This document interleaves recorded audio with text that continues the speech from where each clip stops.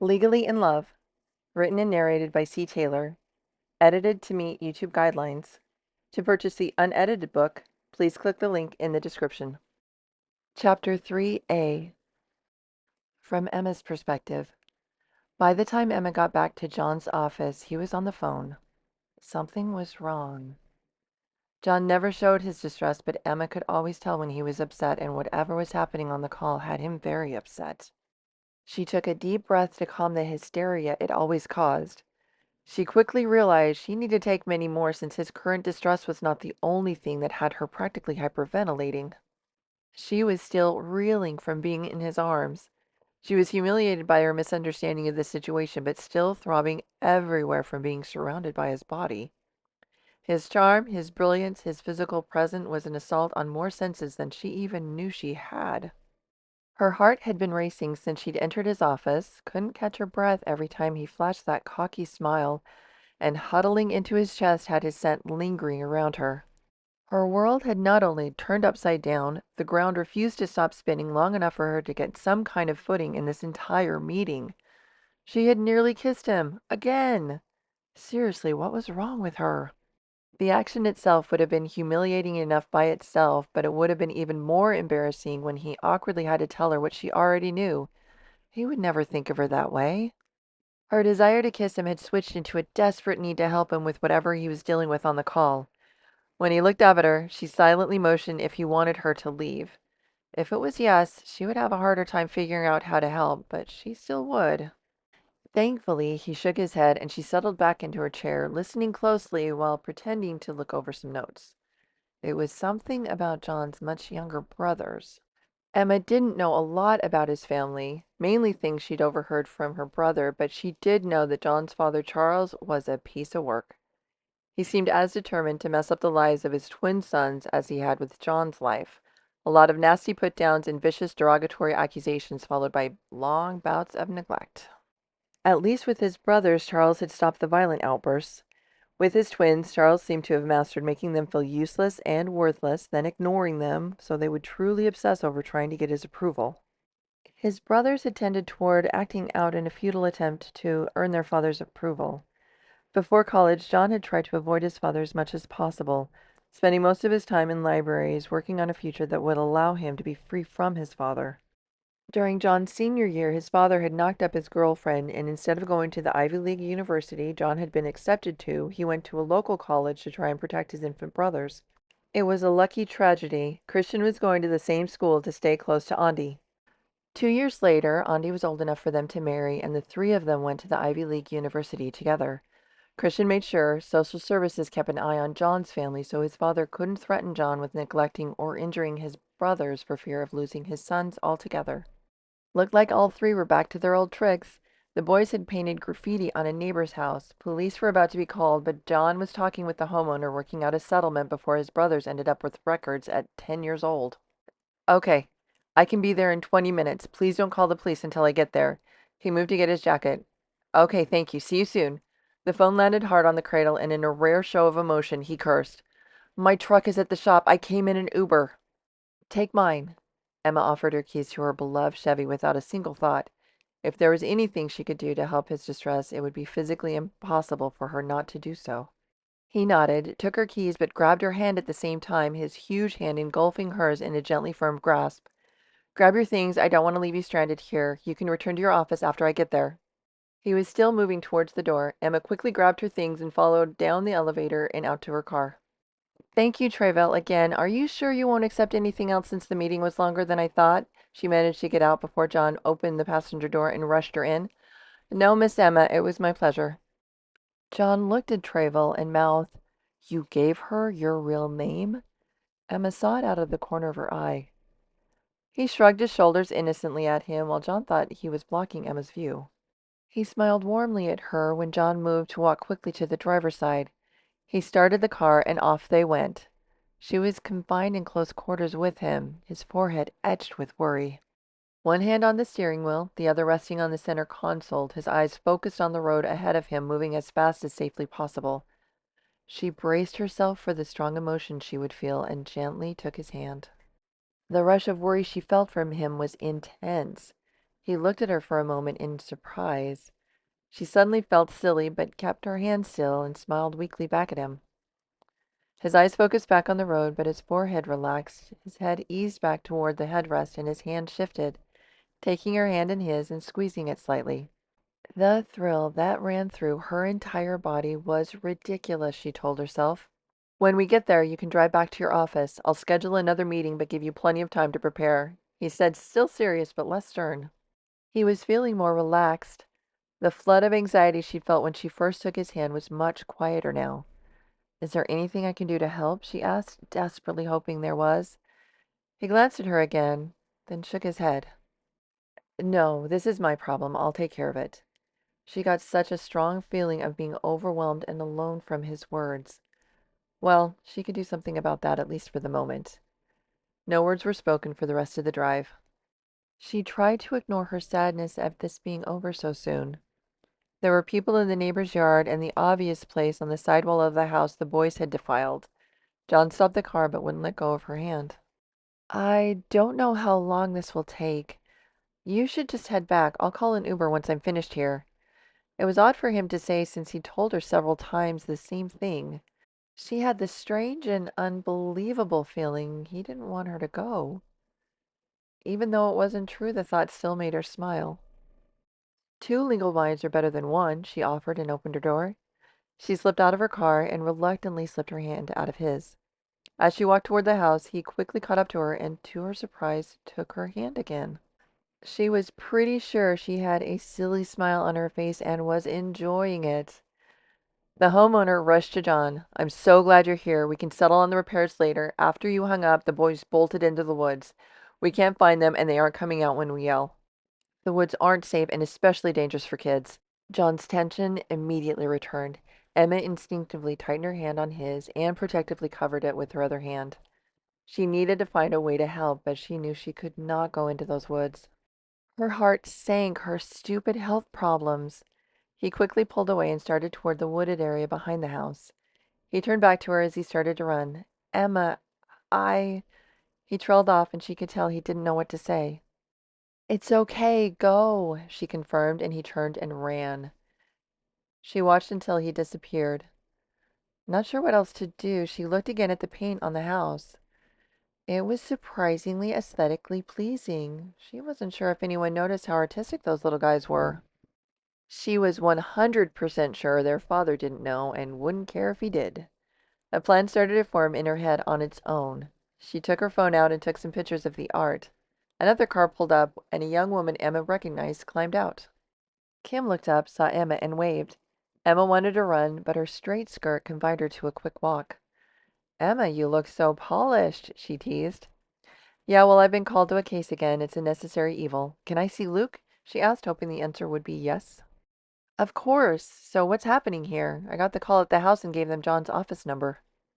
Well, you can see what they did there. Then they apparently ran into the woods, so everyone's gone in searching for them before they get hurt, she explained while lifting the squirming toddler she hadn't gotten to see much over the last year. Oh, look how big you've gotten, she cooed at him. He squealed and excitedly hugged her. He remembers you, thank heavens. Can you watch him for the next few hours, please, Emma?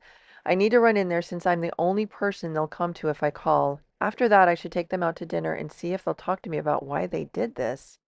Kim, you are a saint. I would love to. Let me get the car seat and diaper bag. You go ahead. I'll lock up your car.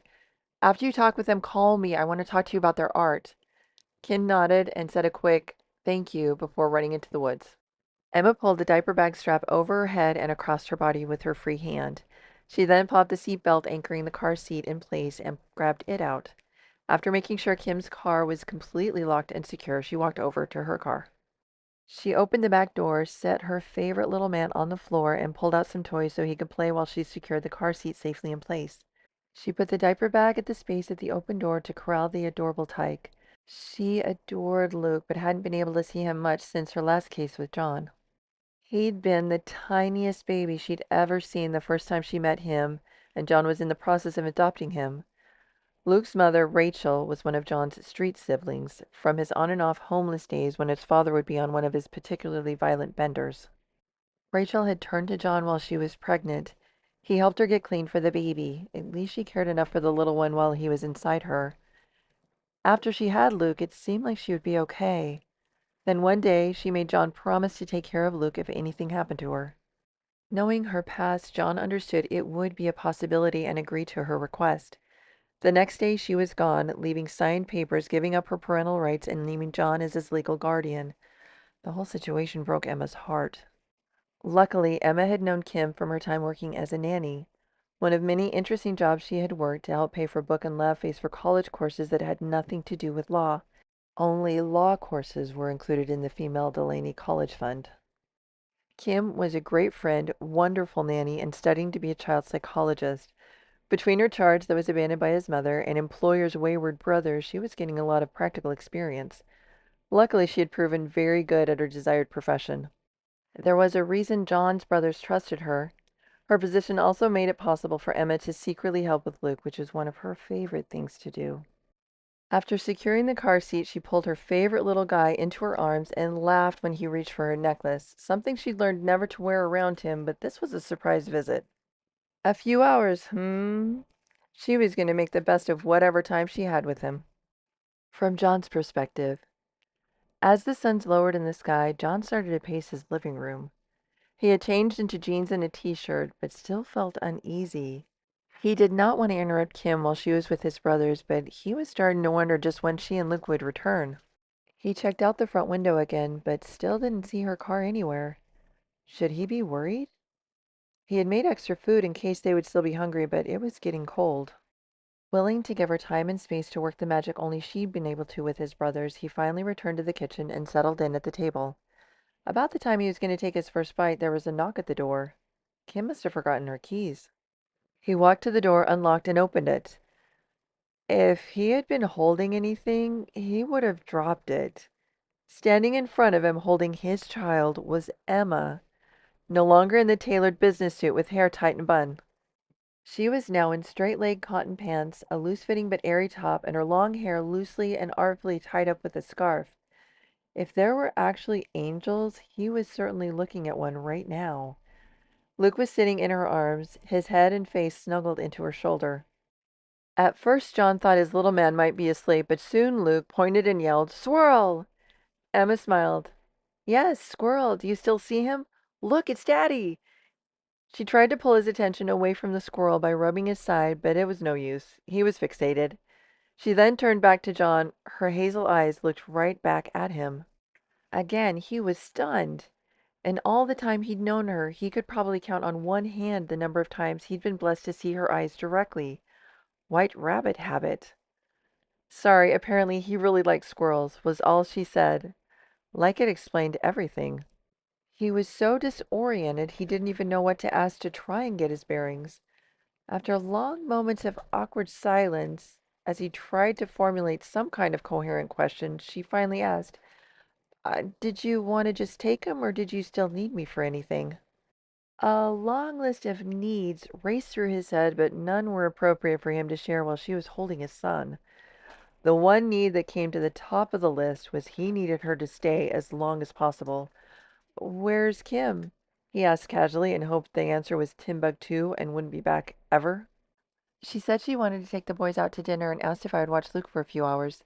She just called and said you were home and that I should bring Luke home as soon as possible." Bless Kim, but how did Emma know his nanny? "You know Kim?" She smiled shyly and nodded. "I helped Christian find her for you after you adopted Luke." Now his world started to spin. She knew about the adoption? Did she know about Luke's mother? About how he knew Luke's mother?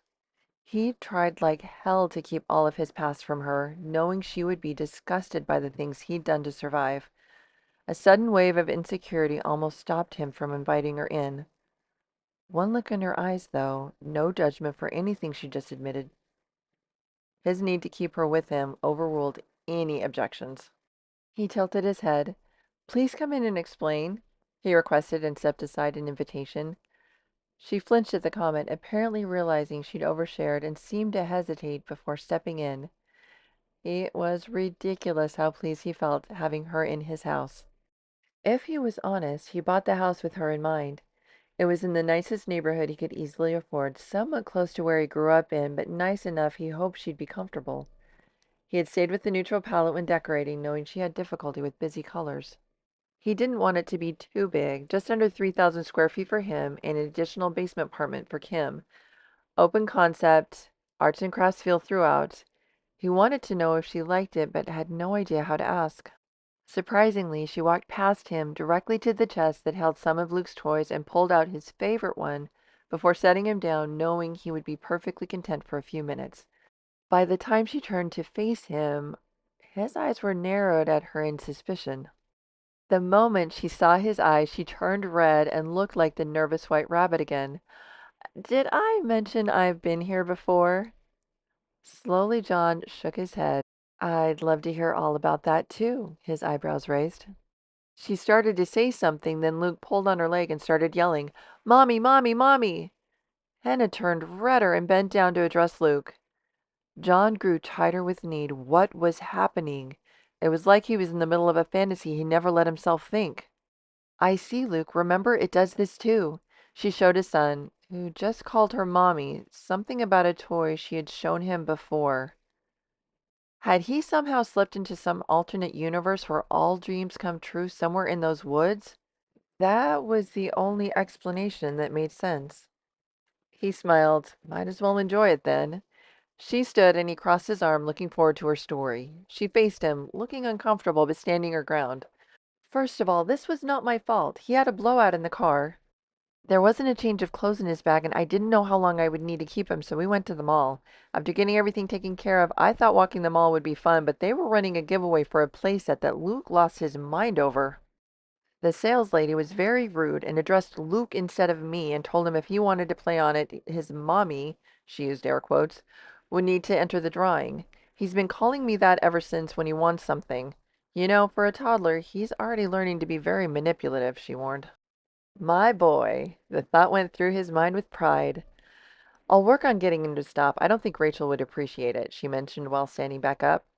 "Wait, what?"